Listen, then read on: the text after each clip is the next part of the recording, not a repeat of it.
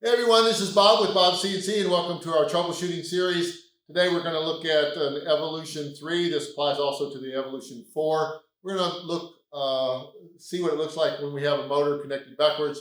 So the worst case scenario is obviously if the X's are going in different directions.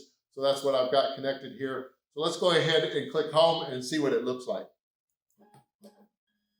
Our Z's going fine, but one's trying to go this way, one's trying to go that way.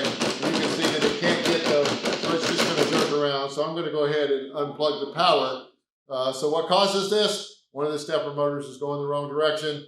Could be in your firmware. So what you want to do is type in the $RST equals $, and press enter, and that will fix that. However, in the majority of the cases, it's going to be because you only have 3 pins connected on one of your X's, or the X pin, or one of them, the connector is flipped upside down.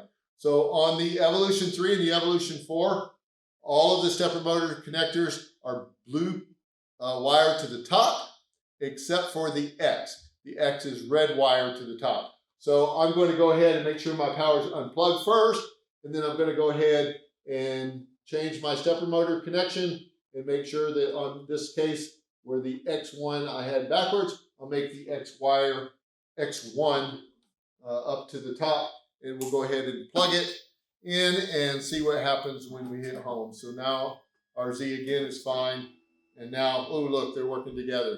And this is what the machine should look like when it homes. So definitely make sure that all your wires are connected correctly, and if you need to, reset your firmware. Thanks for watching.